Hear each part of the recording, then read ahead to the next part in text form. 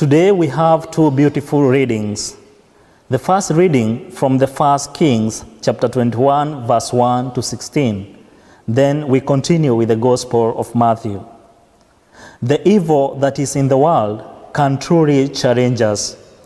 We have two ways of handling a situation when people seek to treat us unjustly.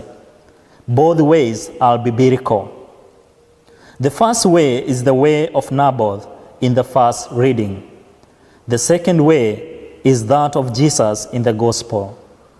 Each has its validity and usefulness. And no matter which we choose, we who act justly may not be treated fairly in the experience, yet if we trust in God, as today's psalm recommends, God will take note of it and win an ultimate victory for us. In fact, God has already won the ultimate victory for us. King Ahab covets the vineyard of his neighbor Naboth. Naboth wanted to keep his land since it had been handed down to him from his ancestors. Ahab offers to either buy the vineyard from him or give him another exchange. After Naboth turned down Ahab's request, the king is desolate and does not want to eat. The wicked Queen Jezebel takes things into her own hands and plots Naboth's death.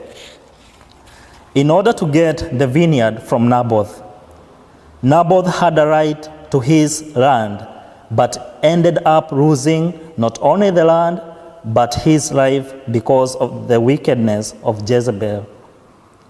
The wicked will resort to all sorts of evil plans in order to get their way. The just sometimes have to pay a costly price as they hold on to what is rightfully theirs.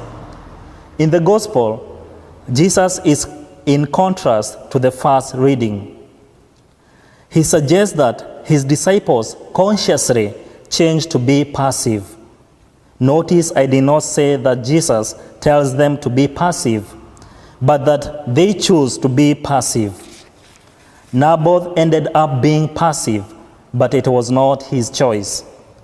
The disciples of Jesus can make a decision not to fight and to give not only what is asked of them, but to give even more than what is being asked of them.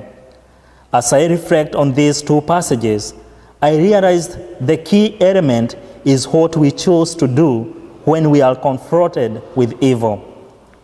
There are those who seek to take more from us than what they are entitled. They covet our possessions. They will do almost anything, even murder, to get what we have. What we must do is not just let things happen without our giving thought to the evil desires of others. We are called to make assertive decisions. We are called to make choices, and we must choose to act. One choice was the choice of Naboth. He stood up for his ancestral heritage. When we choose this way, we may have to pay costly prices. The other choice is that which Jesus presents to us, not only giving what the other is demanding of us, but to give more besides, turning the other cheek.